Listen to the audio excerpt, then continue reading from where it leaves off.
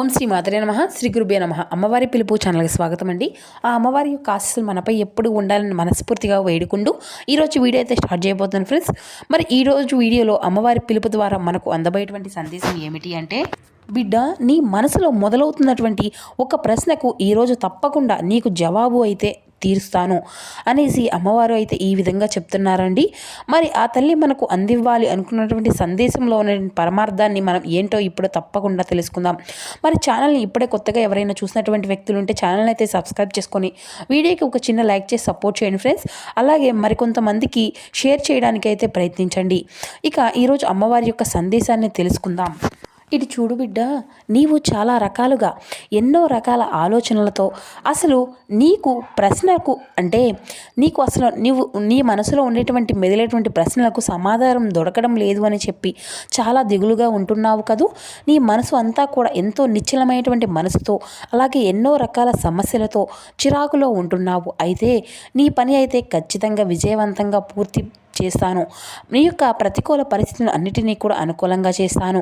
నీవు ఏదైతే చింతన చేయాలి, నీ యొక్క జీవితంలో మంచి జరగడానికి నీవు తప్పకుండా ఏ యొక్క సంకేతాలను నీవు పొందాలి అనేటువంటి విషయాలను కూడా నేను ఈరోజు తెలియపరచబోతున్నాను.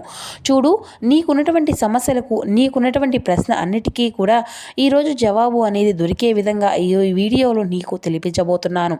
కాబట్టి నీకు అన్ని విధాలుగా శుభ సంకేతాలను ఖచ్చితంగా కనిపించే విధంగా చేస్తాను. అది ఉద్యోగ సమస్య అయినా కావచ్చు, ఆర్థిక సమస్య అయినా కావచ్చు, లేదంటే కుటుంబంలో సంతోషకరమైన వాతావరణము నిలకడ లేకపోవడము, నీవు ఏ విధంగా ఎదురు చూసినటువంటి ముఖ్యమైనటువంటి వృత్తి వ్యాపారము, లేదంటే వ్యాపారాల్లో పెట్టుబడులు, ఇటువంటివి అన్నీ కూడా నష్టపోయినటువంటి నా యొక్క బిడ్డలకు ఊహించినటువంటి విధంగా లాభాలు పొందేటువంటి అవకాశాలు స్పష్టంగా మీ యొక్క జీవితంలో కనిపిస్తూ ఉన్నాయి. కాబట్టి మీ యొక్క వ్యక్తిత్వం కొన్ని ప్రత్యేకమైనటువంటి కూడా మీరు చూసుకోగలుగుతారు. ఇవి అన్నీ కూడా ఇతరుల నుండి మీకు విభిన్నంగా నిలబడుతున్నాయి అని కూడా నీకు చెప్పుకోవచ్చు. మీరు ప్రతి ఒక్క విషయంలో కూడా చాలా నిబద్ధతతో లోనైనటువంటి ఆలోచనల విధానంతో ఉంటారు. నీ యొక్క ఆలోచనలు ఎప్పుడూ కూడా సమతుల్యంగా ఉంటాయి. ఒకవైపు మొగ్గు చూపకుండా న్యాయపరంగా ఆలోచిస్తూ ఉంటావు. చాలా అంటే చాలా మంచి మనస్తత్వం కలిగినటువంటి వారివి. నీవు నీ యొక్క మనసులో ఒకటి పెట్టుకొని ఇతరులతో మరొకటి మాట్లాడవు. ఎప్పుడూ కూడా సూటిపోటి మాటలతో ఉంటనే ఉండవు. ముక్కుసూటిగా మనిషిలాగా ఉంటావు. ఇక ఇలా ఎటువంటి ఇబ్బందులు అనేవి కూడా కలగకూడదు అని చెప్పి నీవు బలంగా కోరుకుంటూ ఉంటావు. ఇతరుల గురించి కూడా ఇక నీ యొక్క అంటే నీ వల్ల 10 మంది కూడా బాగుండాలి అనుకుంటూ ఉంటావు. ఎవరికి కూడా ఎటువంటి కష్టము కూడా వాటిల్లకూడదు అని చెప్పి నిర్ణయించుకున్న తరువాతే ఆ యొక్క పనిని కొనసాగిస్తావు. ఆలోచన శైలి అనేది చాలా గొప్పగా ఉంటుంది. నీ యొక్క ఆలోచన విధానం సమాజంలో నీకు మంచి పేరు ప్రతిష్టలను తెచ్చిపెట్టే విధంగా ఉంటాయి. ఇక నీవు గొడవలు, అనవసరమైనటువంటి వాగ్వాదాలకు ఎప్పుడూ కూడా నీవు దూరంగానే ఉంటావు. గందరగోళానికి, హడావుడికి నీవు దూరంగా ఉండడానికే ఎక్కువగా ఇష్టపడుతూ ఉంటావు. వివాదాలకు ఆడమ దూరంలో ఉంటావు. అలాగే నీ తల్లిని నేను చెప్తే వింటావు. నీ జీవితంలో ఇటువంటివి అన్నీ కూడా నిజంగా జరగబోతున్నాయో కోదా. అయితే ఆత్మగౌరవాన్ని ఎప్పుడూ కూడా నీవు తక్కువ చేసుకోకుండా ఉంటావు. నీ యొక్క వ్యక్తిత్వాన్ని కించపరిచే విధంగా ఎవరైనా మాట్లాడితే అక్కడి నుండి తగినటువంటి సమాధానం ఇచ్చి వెళ్ళిపోతావు. ఇక ఎవరో ఏదో అంటున్నారని చెప్పి మౌనంగా ఉండే రకం కాదు. నీవు ఎప్పుడూ కూడా నిర్భయంగా నిజాయితీతో ఉండడమే నీకు శ్రీరామ రక్షగా నిలుస్తూ ఉంది. ఎలాంటి కష్టంలోనైనా కానీ నీ యొక్క గుణాలు నిన్ను కాపాడుతూ వస్తున్నాయి. ఏ విషయంలోనైనా కానీ నీవు అంతకు మించినటువంటి స్పష్టమైనటువంటి అభిప్రాయంతో ఉంటావు తెలుసా. ఎదుటివారు కూడా నీలాగనే సూటిగా స్పష్టంగా ఉండాలి అని చెప్పి అనుకుంటూ ఉంటావు. నీతి నిజాయితీ ఉండాలని చెప్పి అంతా కూడా పరితపించిపోతూ ఉంటావు. నిజమే కదా. అంతా మంచి మనసు కలగనటువంటివి నీవు నీ జీవితంలో ఇకపై ఉన్నటువంటి కష్టాలు అన్నిటినీ కూడా నేను తొలగించబోతున్నాను. నీకు మరీ చెప్తున్నాను, మాట కూడా ఇస్తున్నాను. చూడు, ఇలా నీవు అనుకుంటూ ఉన్నావు కదూ. చూడు తల్లి, నేను అన్ని రకాలుగా కూడా నీ యొక్క మంచి ఎన్నో రకాలుగా సమాధానాలను పొందాను. కానీ ఈరోజు నా యొక్క మనసులో మిగిలినటువంటి నా యొక్క ప్రశ్నకు నీ నుండి నేను ఎలా ప్రవర్తిస్తున్నాను, అలాగే నేను ఏ విధంగా ఉంటాను అనేటువంటి విషయాన్ని కూడా మీరు చెప్పిన మాట నిజమే, అన్నీ కూడా వాస్తవమే. కానీ ఇప్పటి వరకు నేను అనుభవించినటువంటి సమస్యలు మాత్రం దీని ద్వారా నాకు కనిపించడం లేదు అని చెప్పి నీవు నన్ను అడుగుతూ ఉండవచ్చు. చూడు బిడ్డ, నీ యొక్క కర్మ ఫలితాన్ని నీవు తప్పకుండా నీవు తీసుకొని పొంది తీరాల్సిందే. అలాగే నీవు ఆనందంలో ఎత్తులు ఎదగబోతున్నావు. శిఖరానికి మించినటువంటి గొప్ప అదృష్టాన్ని నీవు తప్పకుండా ఈ రోజున నీ తల్లి ఇవ్వబోతుంది. నాపై నమ్మకం ఉంది కదా, ఉంటే నీ యొక్క కళ అనేది తప్పకుండా నెరవేరబోతుంది అని నమ్ము. నీ తల్లిని నమ్ముకున్నటువంటి విశ్వాసాన్ని ఉంచి నేను చెప్పినటువంటి ఈ యొక్క సందేశాన్ని స్పష్టమైనటువంటి అభిప్రాయంతో వింటూ ఉండు. ఎదుటివారు కూడా నీలానే సూటిగా స్పష్టంగా ఉండాలని చెప్పి అనుకుంటూ ఉంటావు కదా. కాబట్టి నీ యొక్క సుగుణాల గురించి కూడా నేను చెప్పిన విధంగానే ఎంత చెప్పినా కూడా తక్కువేనమ్మా. నీకు పుట్టుకతోనే అద్భుతమైనటువంటి ఒక తెలివితేటలు అనేవి, మంచి విశ్లేషణ సామర్థ్యాలు అనేవి చాలా ఉన్నాయి. ఏ విషయంలోనైనా కానీ లోతుగా ఆలోచించి మంచి చెడులను బట్టే నీవు ప్రవర్తిస్తూ ఉంటావు. అందుకే నీవు ఎక్కడ ఉన్నా కూడా ఉన్నతమైనటువంటి స్థానానికి చేరుకుంటావు. ధైర్యంగా నీకు చాలా ఎక్కువే అని చెప్పాలి. ఏ సమస్య వచ్చినా కానీ, నీ మీద పడినా కానీ, ఎంత కష్టమైన దేన్నైనా కానీ ఆనందంగా బెదరవేయకుండా, వెనకాడకుండా, ఎటువంటి భయాందోళనలు చెందకుండా దానిని ముందడుగు వేస్తావు. నేను నమ్మినటువంటి నా యొక్క దైవం నాకు ఎప్పుడూ కూడా మోసం చేయరు అనేసి చేయకూడదు అనేటువంటి ధీమాతోనే నీవు నిలబడి ఉన్నావు. అదేవిధంగా నీవుగా అభినందించవలసినటువంటి మరొక వ్యక్తి కూడా ఉన్నారు. ఎవరు ఉంటారు? కానీ 2 నిమిషాలు నీవు బాగా కృంగిపోతూ ఉన్నావు. ఎక్కడ నీవు కష్టానికి పారిపోలేదు, కానీ ఒక్కొక్కసారి భయపడుతూ ఉంటున్నావు. ఎప్పుడూ కూడా నీవు ఎప్పటికీ కూడా తృప్తిగానే ఉన్నావు. ఉన్నటువంటి నీ యొక్క జీవితాన్ని చాలా ఆనందంగా గడుపుతూ ఉన్నావు.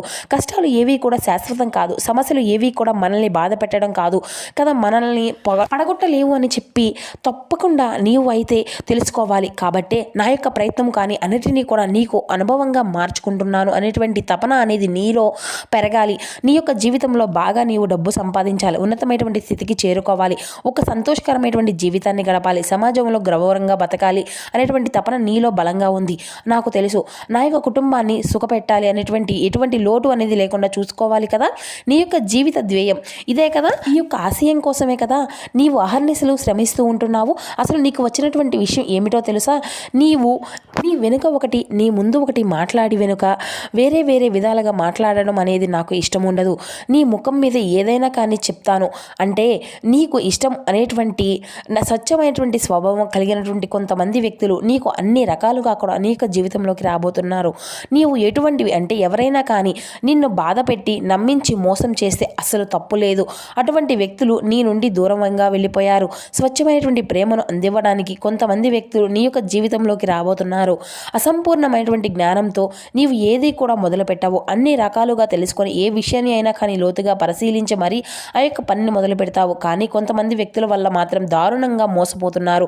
వారి యొక్క పద్ధతి, వారి యొక్క వైఖరి, అలాగే వారి యొక్క చెడు ప్రేమ నిన్ను అన్ని రకాలుగా కూడా ముంచేస్తుంది. ఇప్పుడే నష్టపోయేటువంటి దుఃఖాలలాగా ఎక్కువగా కూడా ఎప్పటికప్పుడు వాటన్నిటిని గురించి ఆలోచించి మనసు పాడు చేసుకోవద్దు. వాటి గురించి అన్వేషించవద్దు. రాబోయేటువంటి బంగారు భవిష్యత్తు గురించి ఆలోచించు. నీ చుట్టూ శత్రువులు లేకుండా ఉంటారా? ఎప్పుడూ కూడా నీ చుట్టూ శత్రువులు నిన్ను ఎప్పుడూ కూడా కాపు వేసుకునే ఉంటున్నారు. కానీ నీకున్నటువంటి దైవభక్తి నిన్ను కాపాడుకుంటూ ఉంటుంది. నిన్ను రక్షణ కవచంగా నేను ఎప్పుడూ కూడా కాపాడుకుంటూ వస్తున్నాను. నీవు బాగుపడుతూ సంతోషంగా ఉండాలి అన్నదే నా యొక్క ఆరాటం. అంతా కూడా నీవు ఎలా అందరూ కూడా బాగుండాలి అని చెప్పి ఎప్పుడూ కూడా కోరుకుంటూ ఉంటావో అదేవిధంగా నీకు భిన్నంగా ఆలోచించేటువంటి మనుషులే ఇప్పటి వరకు నీ చుట్టూ ఉన్నారు. కాబట్టి ఇన్ని రోజులు ఇన్ని కష్టాలు పాలయ్యావు. అది నీ యొక్క స్నేహితులు కావచ్చు, బంధువులు కావచ్చు. ఈ విధంగా నీ యొక్క ఎదుగుదలను చూసి నీవు సంతోషంగా ఉండడం చూసి వారికి నచ్చక నిన్ను అన్ని రకాలుగా మోసం చేసి నిన్ను బాధ పెడుతూ ఉన్నారు. అటువంటి వ్యక్తులు నీ నుండి దూరంగా వెళ్ళిపోతున్నారు. ఇది అంతా కూడా నీకు మంచి చేయవద్దు కదా అనేసి వారిని అంతా కూడా నా తల్లి నా నుండి దూరం చేయవద్దు అని నీవు అడుగుతావేమో. అటువంటి వ్యక్తుల యొక్క పరిచయం అయినప్పటికీ కూడా ఎవ్వరు కూడా ఏంటి, ఎవరి యొక్క స్వభావం ఏమిటి, ఎవరేంటి అనేది కూడా నీకు అర్థం అవ్వాలి అని చెప్పి ఇన్ని రోజుల నుండి కూడా నేను నీకు నిజము అనేది ఏది కూడా చెప్పడం లేదు. అబద్ధాలు ఏమిటి కూడా నీకు తెలియనివ్వడం లేదు. నేను చేసినటువంటి ప్రయత్నం ఇప్పటికైనా మించిపోయింది ఏమి ఉంది చెప్పు. నీవు ఎన్నిసార్లు కింద పడినా కూడా నేను చెయ్యి అందించి మరి నిన్ను పైకి లేపుతూనే వచ్చాను కదా. ఎక్కడా కూడా నిన్ను బాధ పెట్టనివ్వలేదు. కానీ కొన్ని క్షణాలు నీవు బాధపడినప్పటికీ కూడా నిజాలు ఏంటనేది కూడా తెలుసుకోవాలి అనాలే. అలాగే నీవు పరిష్కార సామర్థ్యం పట్ల నీవు ఏ విధంగా ఆలోచన విధానాన్ని మరింత అధికంగా పెంచుకుంటావు అనడానికి ఈ యొక్క కష్టాలు నీకు మంచి గుణపాఠాలు. కాబట్టి నీకు ఏదైతే కష్టాలు వచ్చాయి, సమస్యలు వచ్చాయి అని చెప్పి నీవు అతిగా ఆలోచిస్తూ దాని గురించే బాధపడుతూ కానీ దానివల్ల నేను మరింత రాటుదేలాను అని చెప్పి మాత్రం మాత్రం ఆలోచించడం లేదు. చూడు, నిన్ను ఎవరైతే కించపరిచారో ఆ వ్యక్తులే నిన్ను క్షమాపణ అడగాలి.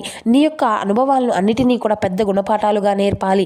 నీవు పడినటువంటి కష్టాలు నీ యొక్క బిడ్డలు పడకూడదు అని నీవు ఎంత బలంగా కోరుకుంటూ ఉంటున్నావో అవి అన్నీ కూడా నిజం చేయాలి. అందుకే నీవు నీ యొక్క భవిష్యత్తు కోసం బలమైనటువంటి పునాదిని వేసుకోవాలి. కుటుంబం అంటే ఎంత ప్రాణం అనేది నాకు తెలుసు. వారి కోసం నీవు ఏదైనా చేయడానికి సిద్ధంగా ఉంటావు అని కూడా నాకు తెలుసు.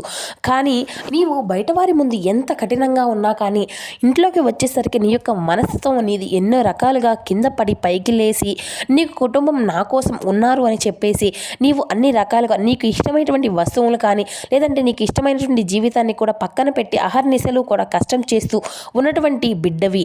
మరి నీకు ఈ యొక్క విషయాన్ని ఏంటనేది పూర్తిగా అర్థం అవ్వాలి అని చెప్పి ఈరోజు ఈ యొక్క సందేశం ద్వారా నీకు మరింత అధికంగా ఒక మంచి జ్ఞానాన్ని ఉండాలి అని, అలాగే నీ యొక్క అంటే నీకు తెలియనటువంటి నీ మదిలో మెదిలేటువంటి ప్రశ్నలకు సమాధానం దొరకాలి అని నీ తల్లి ఈ యొక్క సందేశాన్ని నీ ముందుకు తీసుకువచ్చింది.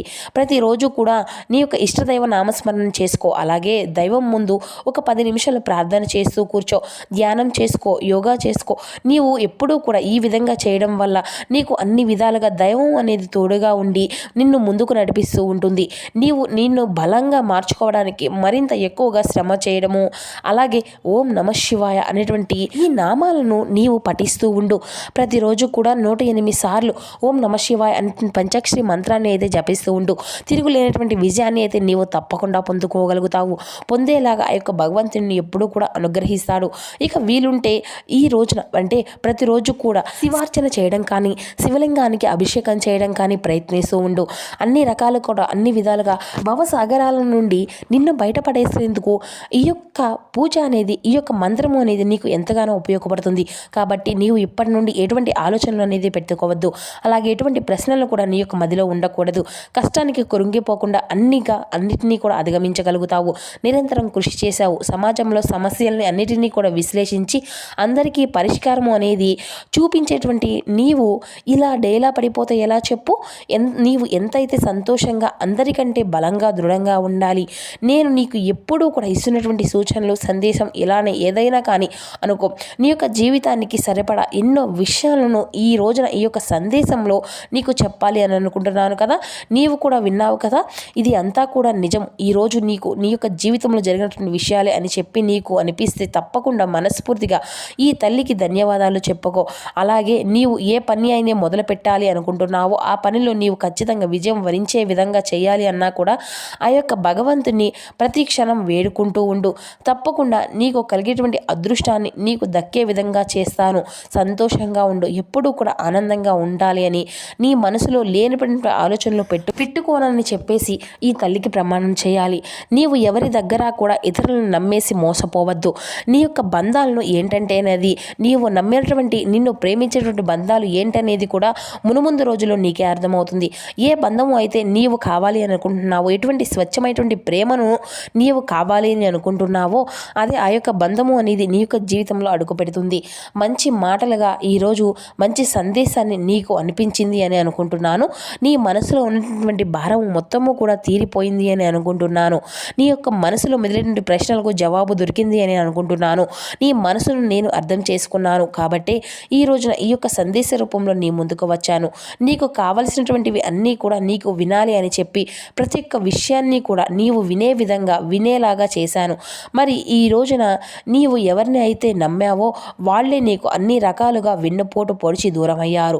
నీవు ఎవరిని అయితే అంటే అవమానించారో వారే మంచివాళ్ళయ్యారు. కాబట్టి ఎగనైనా సంతోషంగా ఎవరు ఏంటి ఏది మంచి ఏది చెడు అనేది తెలుసుకొని నీ యొక్క జీవితంలో తప్పులు అన్నిటినీ కూడా సరి సమానంగా తీసుకొని అందరితో కూడా సంతోషంగా ఉండు. అలాగే ఎటువంటి శత్రుత్వాన్ని కూడా పెంచుకోవద్దు. అది నీకు మరింత అధికంగా తలనొప్పిగా మారుతుంది. నీవు నీ యొక్క కుటుంబ సభ్యులు అందరూ కూడా ఆయుర ఆరోగ్యాలతో అష్టైశ్వర్యాలతో తులదూగుతూ సంతోషంగా గలగలగలగల నవ్వుతూ చక్కగా వడివడిగా తిరుగుతూ చక్కగా నా కళ్ళకు కనిపించాలి అని చెప్పి నీ తల్లి నీ నుండి కోరుకుంటూ సెలవు తీసుకుంటుంది. సో విన్నారు కదండి, ఈరోజు ఈ దుర్గమ్మ తల్లి మనకి అందించినటువంటి ఈ యొక్క సందేశం మీ అందరికీ కూడా నచ్చింది అని అనుకుంటున్నాను. నచ్చితే తప్పకుండా మరికొందరికి షేర్ చేయండి. ఓం శ్రీ మాత్రే నమః, శ్రీ గురుభ్యో నమః. జై దుర్గా భవాని.